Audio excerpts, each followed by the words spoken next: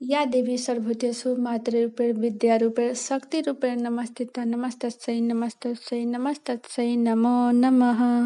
श्री जगज्जननी जगदम्बा आदिशक्ति भवानी की जय। किल्लक ओम। इस श्री किल्लक मंत्र का शिव ऋषि अनुष्टुप छंद श्री महासरस्वती देवता है। श्री जगदम्बा के प्रीति के लिए सप्तशती के पाठक भूत जप में इसका विनियोग किया जाता है।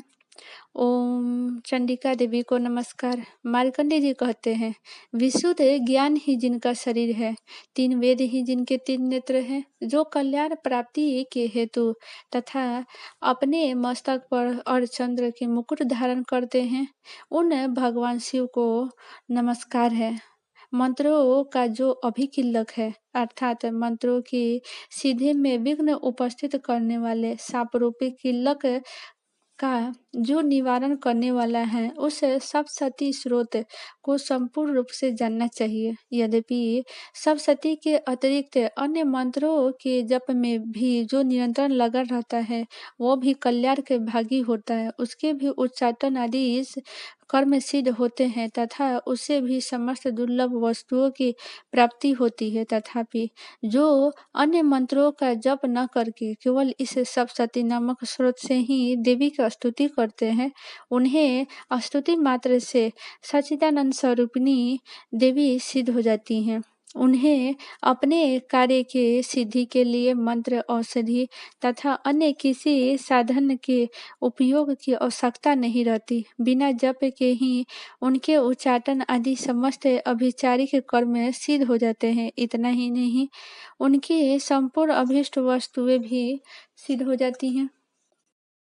लोगों के मन में यह शंका थी कि जब केवल सप्तशती के उपासना से अथवा सप्तशती को छोड़कर अन्य मंत्रों के उपासना से भी सामान्य रूप से सब कार्य सिद्ध होता है, तब इसमें श्रेष्ठ कौन सा साधन है। लोगों की इस शंका को सामने रखकर भगवान शंकर ने अपने पास आए हुए जिज्ञासुओं को समझाया कि यह सप्तशती नामक संपूर्ण स्रोत ही सर्वश्रेष्ठ और कल्याणमय है।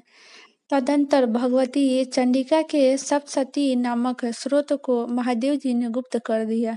सप्तशती के पाठ से जो पुण्य प्राप्त होता है, उसकी कभी समाप्ति नहीं होती, किंतु अन्य मंत्रों के जप जन्य पुण्य की समाप्ति हो जाती है। अतः भगवान शिव ने अन्य मंत्रों की अपेक्षा जो सप्तशती की ही श्रेष्ठता का निर्णय किया है, उसे यथार्थ ही जानना चाहिए। अन्य मंत्रों का जप करने वाला पुरुष भी सप्तशती के स्रोत और जप का अनुष्ठान कर ले तो वह भी पूर्ण रूप से कल्याण के भागी होता है। इसमें तनिक भी संदेह नहीं है। जो साधक कृष्ण पक्ष के चतुर्दशी और अष्टमी को एकाग्रचित होकर भगवती की सेवा में अपना सर्वस्व समर्पित करता है और फिर उसे प्रसाद रूप से ग्रहण करता है, उसी पर भगवती प्रसन्न होती हैं, अन्यथा उनकी प्रसन्नता नहीं प्राप्त होती। इस प्रकार सिद्धि के प्रतिबंधक रूप किल के द्वारा महादेव जी ने इस स्रोत को किलित कर रखा है, जो पूर्वोक्त रीति से निष्किलन करके इस सप्तशती स्रोत का प्रतिदिन स्पष्ट उच्चारण पूर्वक पाठ करता है, वह मनुष्य सिद्ध हो जाता है, वही देवी का पार्षद होता है और वही गंधर्व भी होता है। सर्वत्र विचरते रहने पर भी इस संसार में उसे कहीं भी भय नहीं होता। वह अपमृत्यु के वश में नहीं पड़ता तथा देह के त्यागने के अन्यंतर मोक्ष प्राप्त कर लेता है। अतः किल्लन को जानकर उसका परिहार करके ही सप्तशती का पाठ आरंभ करना चाहिए। जो ऐसा नहीं करता है, उसका नाश हो जाता है। इसलिए किल्लक और निष्किल्लक का ज्ञान प्राप्त करने पर ही यह स्रोत निर्दोष होता है और विद्वान पुरुष इस निर्दोष स्रोत का पाठ आरंभ करते हैं। स्त्रियों में जो कुछ सौभाग्य दृश्य आदि दृष्टिगोचर होता है, वह सब देवी के प्रसाद का फल है। अतः इस कल्याण में स्रोत का सदा जप करना चाहिए। इस स्रोत का मंद स्वर से पाठ करने पर सौलभ फल की प्राप्ति होती है और उच्च स्वर से पाठ करने पर पुण्य फल की प्राप्ति होती है। अतः उच्च स्वर से ही इसका पाठ आरंभ करना चाहिए।